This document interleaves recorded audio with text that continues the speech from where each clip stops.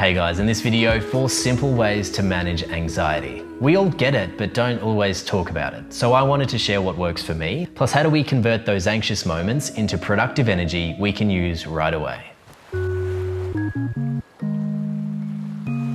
As an actor, my job has taken me all over the world, and I'm so grateful for those experiences.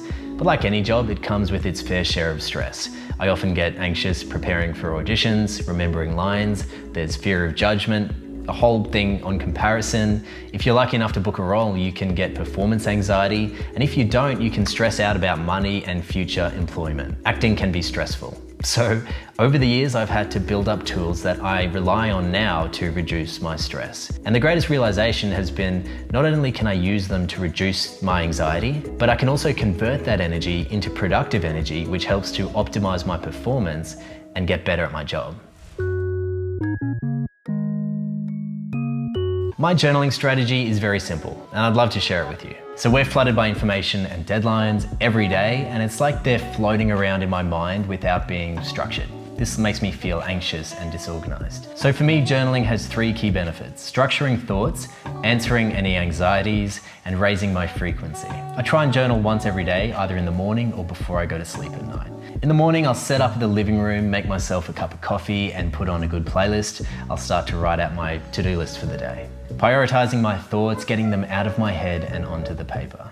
Next, I'll usually set an intention for the day, something simple and overarching like gratitude or find joy in the little things. Next, if I'm having any anxieties, I'll write them down and answer them. For example, if I'm anxious about a work meeting, I'll think about the fear behind that anxiety. Maybe it's a fear of judgment. I'll write down a fear of being judged at the work meeting. I'll then try and answer it. Things like, this is what I can do to be as best prepared as I can. I'll write down the steps I need to take to make sure that I show up as my best self. Then I'll write down something like, after I've done my best work, all I can do is show up as myself and the rest is out of my hands. Writing down the solution like this helps me rationalize the problem and essentially realize that everything's figure-outable. It's not life or death, and we're gonna get through it. And finally, if I have time, I'll use journaling to raise my frequency. Some ways to raise your energy while journaling are to write out a simple gratitude list, 5 things you're grateful for. But the key is to really feel the emotion of those things. For example, if you're grateful about your little golden retriever, Max, really feel the emotion of how much you love Max and allow that emotion to raise your energy. Another way to do it is to zoom out and write down goals that you're excited about accomplishing in the future. Work goals, life goals, where you want to live, what you want to do, things like that. And again, the key is to really let those emotions flood over you. I find this journaling really beneficial when I wake up, but also before I go to sleep at night. I'll set up on my bed, put on a meditation playlist, and pull out the pen and paper, falling asleep in a great mood, grateful for the present moment, and excited about the future is a really great way to start manifesting our vision into reality.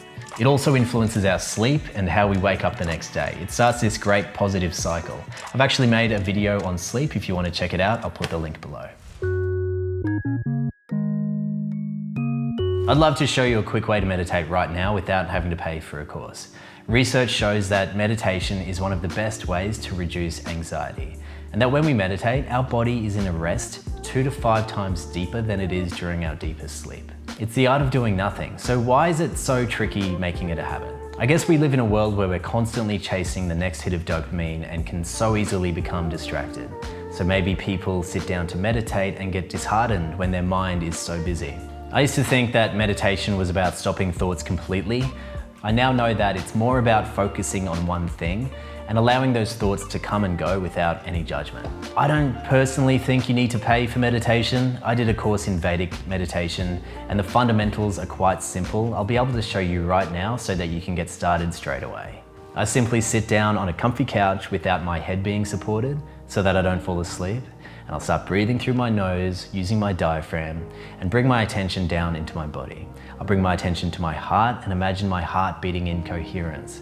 I'll send my body love and I'll start to feel energy from the universe. I guess the goal here is to take awareness out of your mind and down into your body. When a thought eventually creeps in, and it will, just notice it come and go, don't judge it, but it'll bring your awareness back into your body. When I first started meditating, I'd get disheartened when those thoughts started coming in, but with enough practice and patience, my mind would eventually quieten down. It's almost like you have a backlog of thoughts that you need to sort through, almost like a full email inbox. Eventually you sort through the emails and your mind starts to become more clear. And there are definitely still days today where my mind's so busy that meditation doesn't really work. I guess the key is to just enjoy the quiet time for 10 minutes and try again tomorrow. When you're first starting, just try and put aside an achievable time each day. It only needs to be 10 minutes. There isn't really any framework you need to follow. Just keep trying, be still, focus on your breath and see what happens. One thing I didn't expect from meditating is a heightened sense of clarity afterwards. I feel really awake and energized. So now I'll also use meditation when I need to catch up on sleep. I'll use it on a plane if I need to adjust to a time zone. I'll even use it when I'm hungover. I can't really imagine life without meditating now. Whenever I feel that subtle layer of anxiety creeping up, it's usually because I haven't meditated for a few days. It's an important tool for me.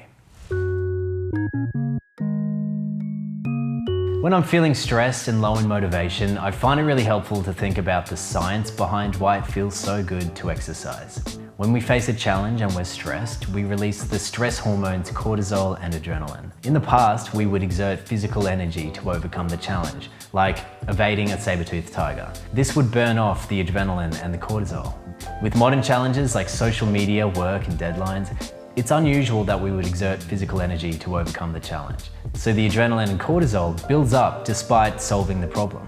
So this is where exercise comes into play. Studies have shown that only 5 minutes of exercise a day is enough to burn off that pent-up adrenaline and cortisol. It also improves self-esteem as we start to feel good and reduces anxiety. If I'm feeling stressed from a day of editing at the computer, my favorite thing to do is head to the beach and just go for a long walk without my phone. I know how lucky I am to have that access to nature, but even if you don't, doing exercise at home is a great way to reduce anxiety. I train weights indoors, for example, and I feel so good every time I walk out those doors.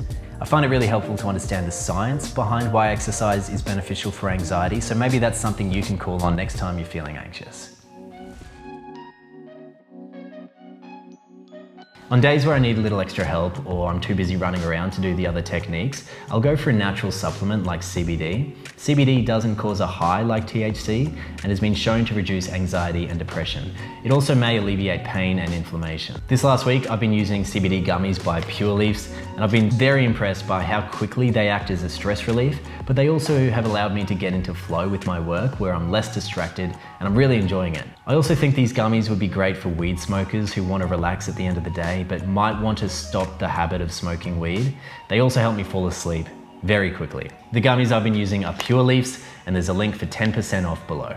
I like to think that through managing anxiety over the years, I've built up a little toolbox, and journaling, meditating, movement, and natural supplements are some of my tools. I think it's important to keep trying strategies and see what works for you to build your very own toolbox. Anxiety is a completely normal human way of dealing with the stresses of life, especially at the moment, and there's no shame in talking about it. I'd recommend starting at your GP or talk to a licensed therapist for more strategies on dealing with stress and anxiety. I've loved sharing these with you today, and I hope you found some value in the video. As always, please like and subscribe, and I'll see you next week.